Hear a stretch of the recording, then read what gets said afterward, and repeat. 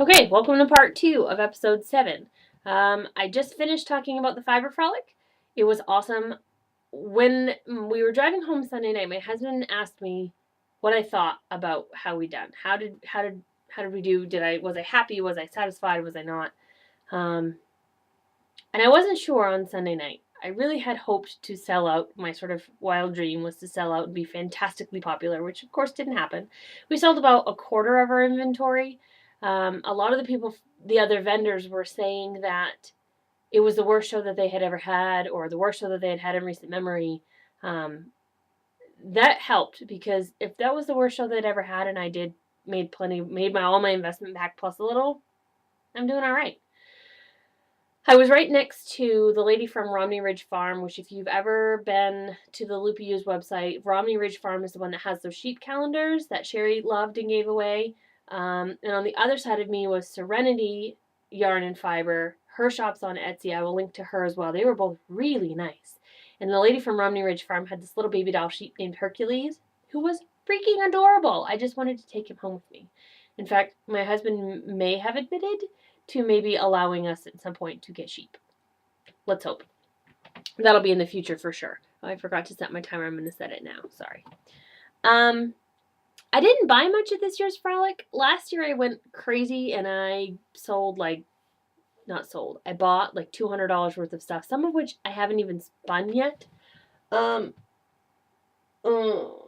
This is a skein of yarn that I bought from Enchanted Knoll Farms last year. It's beautiful superwash sock yarn, really dark blues and blacks. It's beautiful. I haven't even taken it out of its wind hank yet. So I didn't this year. I only bought 2 things this year. I bought a sheep fleece. This is a black Cotswold and Romney cross. It's a whole fleece. I got it for $4 a pound from Liberty Wool Farm. There's their information. That's not the sheep who it was, but this is what it was. And the whole fleece cost me $22 and change. Awesome. And it's really good. I can't quite decide if it's a true black or just a really dark chocolate brown.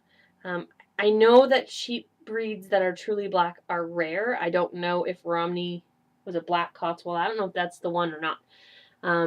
This is the fiber. These are a few of the locks I just pulled out of the bag before I podcasted. You can see the crimp on those. Isn't it beautiful? I love it. Of course, I don't know the micron count because I didn't have them check all that for me. But look at it's just lovely. It's just, the color of my hair.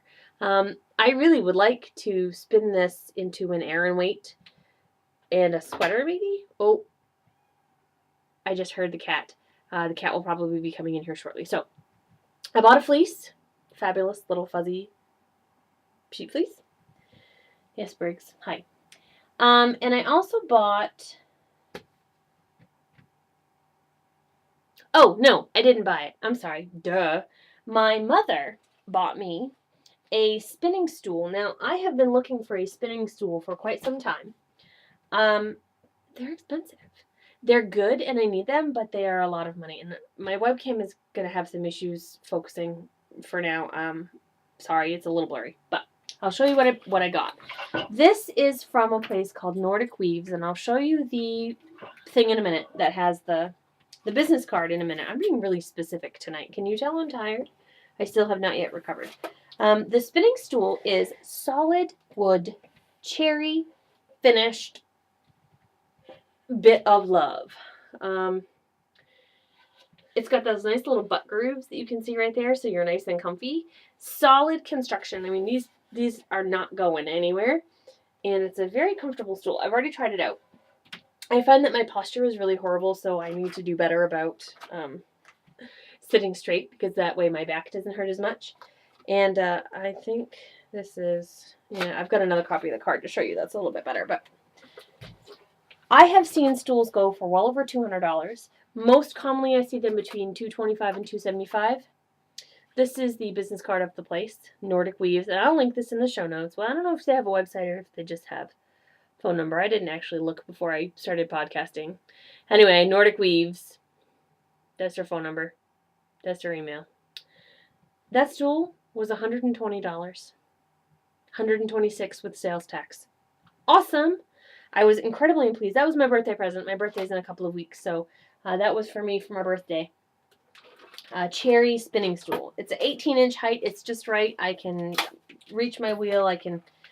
It's perfect. I love it. And the butt grooves really help out. So, are they called something else? They can't really be called butt grooves. I don't know. Maybe somebody can tell me in the comments because I have no idea what it would be called if it wasn't called butt grooves. Let's see. So,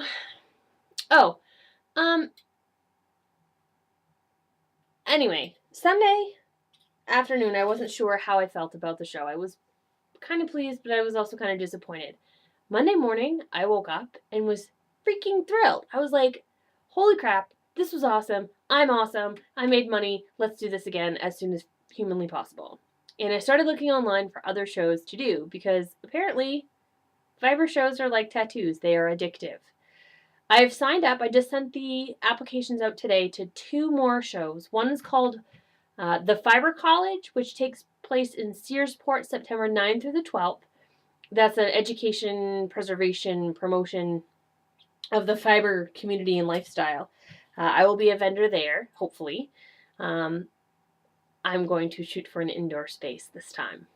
I'm also going to be doing some demonstration at the booth, how to spin, basic beginner spindling, some tips on fiber preparation, stuff like that, which will be pretty cool. And the other show is October 17th, let me look at my notes. I think it's October 16th and 17th in Orono, Maine, at the University of Maine's campus called Fiber Mania. And again, I'm going to shoot for an indoor booth. The indoor booths are kind of small. They're only 8 by 8.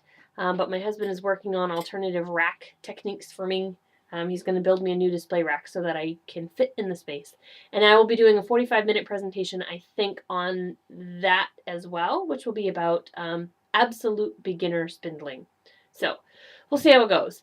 But I'm really excited. And because I've made back my original investment plus enough money to replenish my stock, these next shows will be mostly profit, which awesome. I don't want you to think that I'm bragging because I'm really not. I'm just really excited that perhaps someday I'll be able to make a living full time at Fiber, at doing what I love.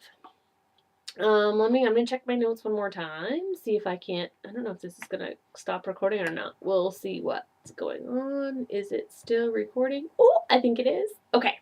All that's left today is to show you Grabby Hands.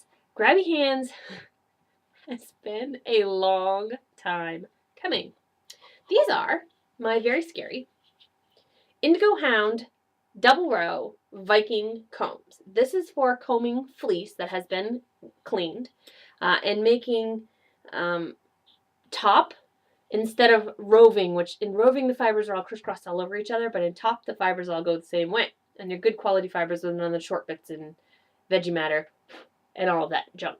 So I like these mostly because they look evil. And I'm a little bit dangerous with them. I really love them. I ordered these last June. They came to me this June. They took 11.5 months to get to me. I ordered them from a yarn shop that is Halcyon Yarn, and I will link that in the show notes.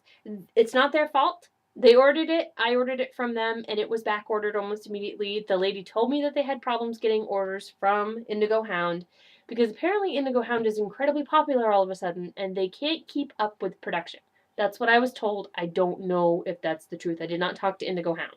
Anyway, I kept checking back with Halcyon Yarn. I'd call every month or two and say, hey, are the combs in yet? And they'd say, no, sorry, we're trying. And that went on and on and on. And for an early gift, I got a $50 gift card to Halcyon Yarn last month. And I said, if it comes time to go to the Fiber Frolic and I don't have my combs, I will buy a new set from Halcyon Yarn. They had another set that was similar to this, but was more expensive. These were $75 and the other ones were $108. And I just didn't want to spend more money for not quite what I wanted. So I said I would. 3 days later, 3 days after making that decision, I got a phone call from Halcyon Yarn and they said, hey, your Indigo Hound combs are in. Do you still want them? It's been a year. And I said, duh. And I ordered them. I had to change my credit card information because my credit card numbers had changed in that time. I had to do a bunch of stuff, but it was totally worth it. These combs work awesome. And really, they're so sharp. You can totally use them as a murderous weapon if you wanted to. I'm not saying I want to. I'm saying you could. But I cannot wait to get the fleece that I bought at last year's Frolic combed because it's been washed but hasn't been combed because I didn't have combs. And to wash and comb this new fleece as well because I want to work with it so bad. So it's summer vacation now. I am no longer teaching. I'm done, at least for now. So I'll have some more time and hopefully we'll be able to get that going shortly. So hopefully soon we'll have some pictures. That's pretty much what I've got today. I'll link everything I talked about in the show notes. I'm going to have to watch this over again because my notes weren't very good. Until next week when I will be doing this again, happy spinning and knitting, guys, and thanks for tuning in.